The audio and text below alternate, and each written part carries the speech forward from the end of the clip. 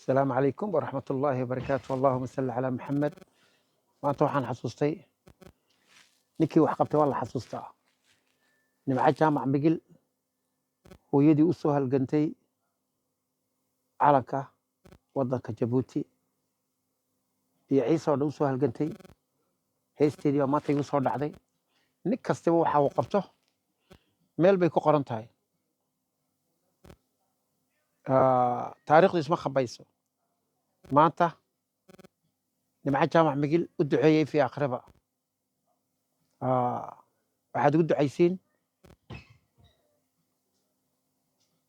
halgankii ay u soo martay calanka Jabuuti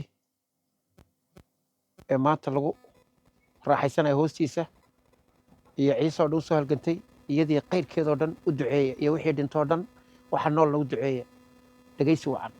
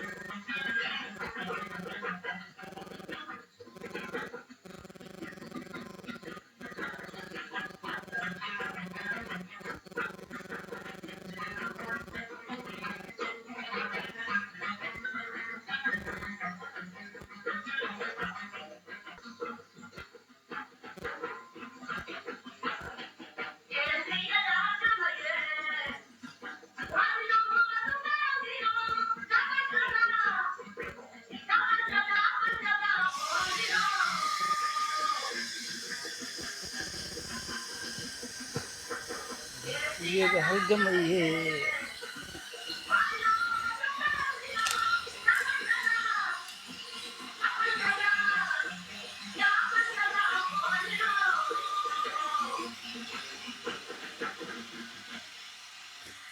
geesiyada halgamayee gabashada aqooninow kolkaa wakaa nin kastaba halganka meel buu ka galay.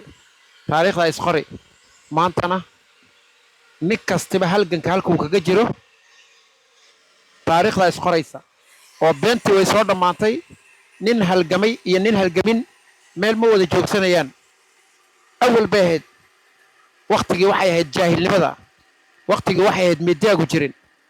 maanta nin kastiba halka uu tolki ka taagan yahay amba uu ka taagan yahay waxa ka go'an gudan iyo ka been u garab taagan waan kala garanaynaa. oo maanta nin kastaba islaanta geed hoostii joogta iyo ka Australia jooga oo maanta social media ahaa taariikhda isqoraysa. dad wax qora oo nin kastaba halka uu ka taagan yahay tolka meel bay ku kala qoran tahay ha la isgarab joogsado xaq ha la isku garab joogsado baadilna ha la iska iloobo baqbaqna ha la iska iloobo tolkayna meel kastay joogaanba guul soomaali meel kastay joogto guul ilaahay soomaalina maaragtay sharaftoodii iyo maamuustoodii ha soo celiyo dadka shar iyo shaydaan u shaqaynayaba ee u shaqaynaya shaydaanin muslim kula sheeganaya ilaahay naga qabto ay maamul goboleedada saddexda maamul goboleed ee ha ognahay hay ku jiraanba ilaahay naga qabto